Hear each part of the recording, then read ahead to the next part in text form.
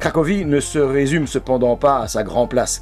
Nous avons pu aussi y visiter la vieille ville, ainsi que l'ancien quartier juif et l'emplacement où se trouvait le ghetto durant la Seconde Guerre mondiale. Il ne faut pas l'oublier, le but de notre voyage était de poser un acte de mémoire en visitant les camps d'Auschwitz et Auschwitz-Birkenau.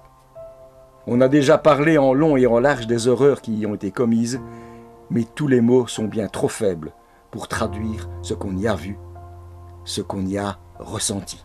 En franchissant le portail d'Auschwitz I, celui qui porte l'inscription Arbeit macht frei, les visages se ferment devant ces bâtiments alignés d'une façon toute militaire. Il est vrai qu'au départ, avant la guerre, le camp était une caserne autrichienne. Et le voyage initiatique vers l'horreur continue avec la visite des 10 bâtiments dans lesquels on a torturé et exécuté hommes, femmes et enfants simplement parce qu'ils étaient différents. Se retrouver dans une chambre à gaz où des milliers de personnes ont perdu la vie, ou dans une cour où des centaines de personnes ont été fusillées, vous glace le sang. Chacun prend alors conscience de l'importance du voyage qu'il est en train de faire, mais il n'est pas au bout de ses émotions. À 4 km de là se trouve le camp numéro 2, celui d'Auschwitz-Birkenau, celui qui est la figure emblématique de la solution finale. Celui dont la tour d'accueil est la figure de proue, celui où le visiteur, en longeant la voie du chemin de fer qui y amenait les déportés, ne réalise pas encore qu'il marche sur des morts. Les images parlent d'elles-mêmes et ne demandent pas tout commentaire, mais seulement une réflexion sur la nature humaine. Ce sont près de 2 millions de personnes qui sont mortes ici. Ne l'oubliez jamais. Même les oiseaux ne volaient plus au-dessus d'Auschwitz. Nous avons voulu laisser la parole à ces témoins qui nous ont accompagnés. C'était une façon pour eux d'évacuer leur trop-plein d'émotions. Qu'est-ce que tu penses de ta visite ici dans le camp de Auschwitz-Birkenau? C'était intéressant parce qu'on ne peut pas se rendre compte si on n'est pas réellement venu. On l'a vu à la télé, dans des livres, dans des films. On en a forcément entendu parler, mais le fait de venir et se dire que quand nous on sera adultes, ce sera peut-être plus là, c'est pas pareil. Et puis moi j'ai trouvé ça intéressant parce qu'on peut pas se mettre à leur place parce que ce qu'ils ont vécu réellement on peut pas le savoir, mais on peut imaginer. Moi j'arrivais à les imaginer, les voir plus ou moins. Mais ce qui m'a plus choqué c'était avec les photos. Il y avait une photo avec les noms en dessous et on voyait un bébé. Puis on voyait le même nom avec une image de lui enfant, puis on le voyait adulte et puis on le voyait plus. Mais aussi que ça tombe, il était là en poussière à nos pieds.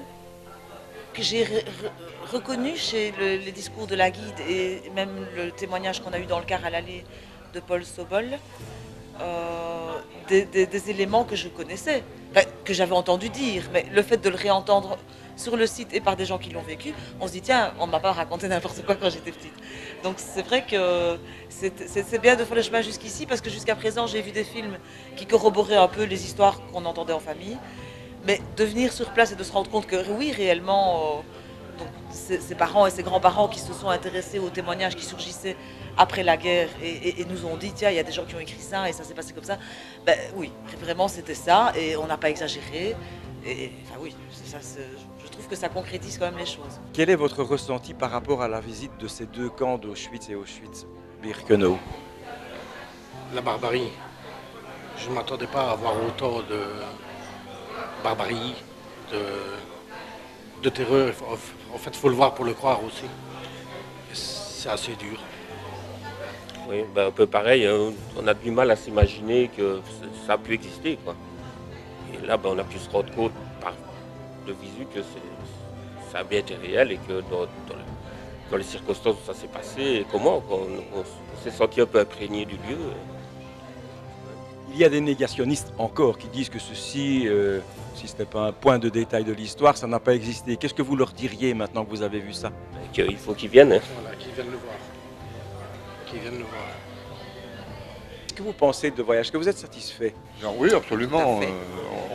On est satisfait de tout ce qu'on a vu, de tout ce qui s'est passé. On a fait de jolies rencontres dans le car et voilà. C'est une belle expérience humaine. Qu'est-ce que vous pensez d'une télévision comme la nôtre qui emmène ses téléspectateurs comme ça en voyage?